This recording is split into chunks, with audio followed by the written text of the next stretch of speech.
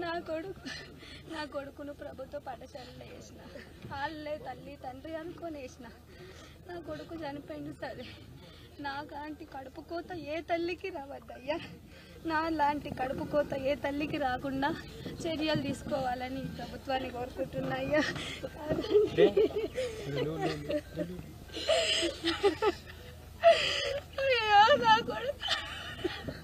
నా కొడుకు నువ్వు చచ్చి 10 మందిని బతికించయ్యా. నేను అదే కోరుకుంటున్నా. నేను అదే కోరుకుంటున్నా. అదే అయ్యారు నా కొడుకు తరపున కంటే.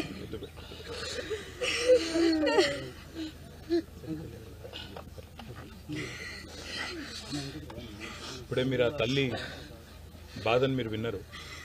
అనిరుద్ధ్ అనే చిన్నారి 6వ తరగతిలో మొన్ననే ఈ జూన్ మాసంలో అడుగుపెట్టి గత సంవత్సర కాలంగా కోరుట్ల ప్రభుత్వ పాఠశాలలో హాస్టల్లో చదువుతూ మరి దురదృష్టవశాత్తు నిజంగా కూడా అత్యంత బాధాకరమైన పరిస్థితుల్లో అక్కడ ఉండే అపరిశుభ్ర వాతావరణంలో చివరికి స్కూల్ ఆవరణలోకి పాములు రావడం వల్ల ఇవాళ ఒకరు కాదు 2 విద్యార్థులు మరణించి మరొక విద్యార్థి విషమ పరిస్థితిలో ఉన్న ఒక బాధాకరమైన దురదృష్టకరమైన పరిస్థితి ఈరోజు రాష్ట్రంలో ఎంతోమంది తల్లిదండ్రుల కడుపు కోత కారణమవుతా ఉంది.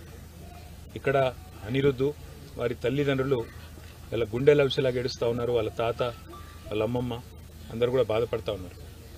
నేను ఈ సంఘటనలో మేము రాజకీయ పార్టీలుగా సాధారణంగా రాజకీయంగా అప్పుడప్పుడు మాట్లాడుతుంటాం, కానీ ఇప్పుడు ఏ రాజకీయం కూడా అవసరం లేదు.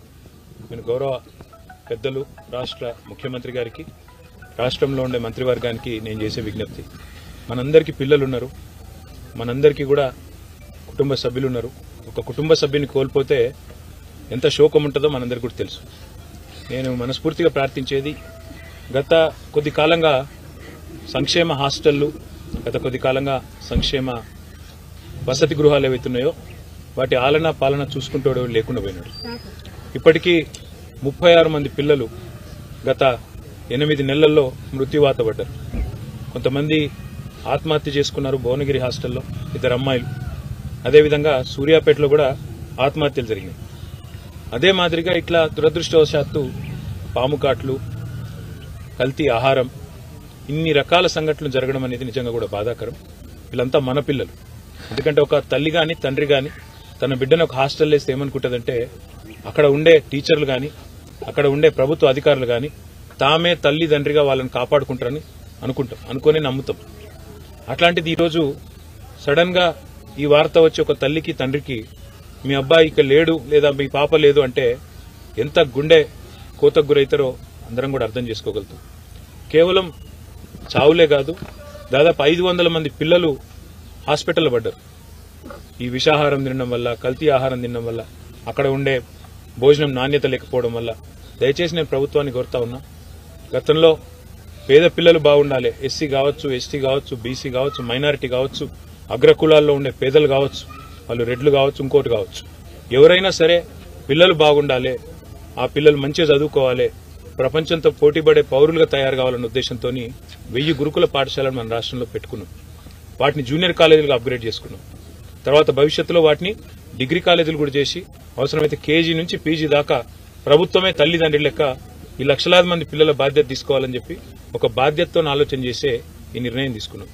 కానీ దయచేసి ప్రభుత్వాన్ని కోరేది, మీరు పట్టించుకోండి. ఎందుకంటే ఇందులో రాజకీయాలు అవసరం లేదు. ఏదైనా దుర్ఘటన జరిగితే తప్పకుండా మానవత హృదయంతో ఆ 36 కుటుంబాలు ఏవైతే గుండె కోతకు గురైనాయో ఆ కుటుంబాలకు దయచేసి ఆదుకోండి. ఎందుకంటే వాళ్ళంతా పేద పిల్లలు, వాళ్ళ మీద గంపెడు ఆశలు పెట్టుకున్నారు తల్లిదండ్రులు. ఇందాక మా పార్టీ తరఫున ఏదో నాకు తోచిన ఒక ఉడతా భక్తిగా కొంత సాయం అమ్మాయికి చేస్తే అమ్మాయి ఓ మాట అన్నది, అన్నా మీరు నా కొడుకు చనిపోయిండు కానీ మరొక తల్లికి గుండె శోకం ఉండకుండా చూడండి అన్న, మీకు అవకాశం ఉంటాయని చెప్పింది. ఆ తల్లి చెప్పిన మాటల్లోంచే ఒక నిర్ణయం కూడా నేను తీసుకున్నా.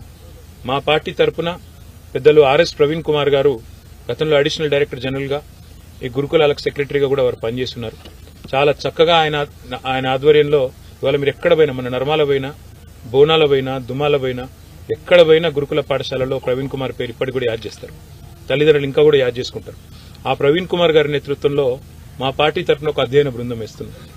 వారిని కనీసం రాబోయే 4-5 రోజుల్లో ఒక 20-30 పాఠశాలలు తిరిగి అక్కడ ఉన్న లోపాలు లోటుపాట్లు, వేరే ఉద్దేశం కాదు, మాకేం ఎవరిని తిట్టేది లేదు, ఎవరిని నిందించేది లేదు. దయచేసి ప్రభుత్వం దృష్టికి ఆ నివేదికను నిష్పక్షపాతంగా అందజేస్తాం. ప్రభుత్వం కూడా మేల్కోవాలి. వెంటనే అన్ని పాఠశాలల ఆవరణలు పరిశుభ్రం చేయాలి మొత్తానికి మొత్తం. ఎందుకంటే ఇప్పుడు వర్షాకాలం ఇది, మనం ఎంత సాఫ్ చేస్తే ఈ పాములు తేళ్లు ఇవన్నీ పోతే అందరు చిన్న చిన్న పిల్లలు ఆడుకుంటారు, బయట పోతారు. కొద్దిగా సందు దొరికిందంటే ఒక అర్ధగంట విరామం దొరికిందంటే బయట పోయి ఆడతారు. వాళ్లకు పాపం అభం శుభం తెలియని వయస్సు, తల్లిదండ్రులు లేరు, పర్యవేక్షణ లేదు. కాబట్టి దయచేసి ప్రభుత్వాన్ని కోరేది, మేము ఒక కమిటీ వేసి ఆ రిపోర్టు మీకు సత్వరమే అందించే ప్రయత్నం చేస్తాం. మీరు కూడా బేషజానికి పోకండి. ఆ 36 కుటుంబాలు ఏవైతే పిల్లల్ని కోల్పోయినాయో వాళ్ళని ఆదుకోండి, కొంత సాయం చేయండి. ఆ కుటుంబ పరిస్థితి తెలుసుకోండి, వాళ్ళు ఏ పరిస్థితుల్లో తమ పిల్లల్ని హాస్టల్కి పంపినరో తెలుసుకోండి. కుదిరితే ఆ కుటుంబం నుంచి ఒకరికి ఉద్యోగం ఇవ్వండి, ఆ కుటుంబాన్ని నిలబెట్టండి. ఎందుకంటే ఒక పిల్లగాడి మీద పిల్ల మీద గంపెడు ఆశలు ఉంటాయి తల్లిదండ్రులకు. వాళ్ళు పెద్దగా అవుతారు, మమ్మల్ని చూసుకుంటారు, మా కుటుంబం పేరు నిలబెడతారు అనే ఒక ఆశ ఉంటుంది. ఇలా ఆశ వారితో పాటే పోతుంది. 500 మంది పిల్లలు విషాహారం తిని హాస్పిటల్ పాలైనారు. దయచేసి ఏం ఆహారం పెడుతున్నామో చూడండి, దగ్గరికి వెళ్ళి చూడండి. మనం ఇదివరకు కూడా చాలా సంఘటనలు చూసినాం.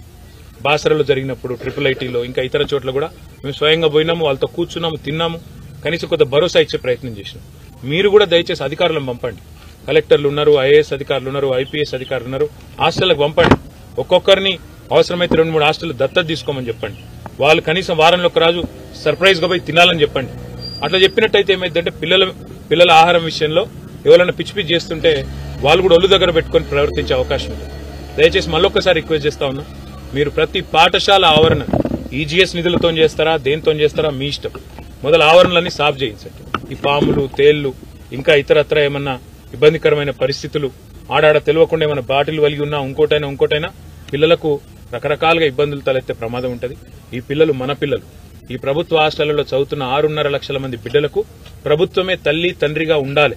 ఖచ్చితంగా ప్రభుత్వమే బాధ్యత తీసుకోవాలి. మిమ్మల్ని నమ్మి మీ దగ్గర పిల్లల్ని పెడితే ఈ కడుపు శోకం మిగిల్చే పరిస్థితి ఏదైతున్నదో ఈ పరిస్థితి వెంటనే పోవాలని చెప్పి నేను రాష్ట్ర ప్రభుత్వాన్ని, చీఫ్ సెక్రటరీ గారిని, రాష్ట్ర ముఖ్యమంత్రి గారిని కోరుతూ మా పార్టీ తరఫున పెద్దలు ఆర్ఎస్ ప్రవీణ్ కుమార్ గారి నేతృత్వంలో ఒక కమిటీ వేసి ఆ కమిటీ ద్వారా కూడా కొన్ని సూచనలు చేస్తాం, నిర్మాణాత్మకమైన సూచనలు.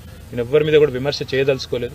కేవలం ప్రభుత్వం ఈ బాధాకరమైన పరిస్థితిని మాత్రం గమనించి వెంటనే ఈ ఇబ్బందికరమైన పరిస్థితి అవుతుందో దీన్ని తొలగించే ప్రయత్నం చేయాలని చెప్పి నేను ప్రభుత్వాన్ని హృదయపూర్వకంగా కోరుతూ, పాత్రికేయ మిత్రులకు కూడా ఒక ప్రార్థన, దయచేసి ఎక్కడన్నా మన నియోజకవర్గంలో కావచ్చు, మన జిల్లాలో కావచ్చు, ఎక్కడన్నా ఇట్లాంటి సమస్యలుంటే ఇందులో కూడా బేసిజమే అవసరం లేదు.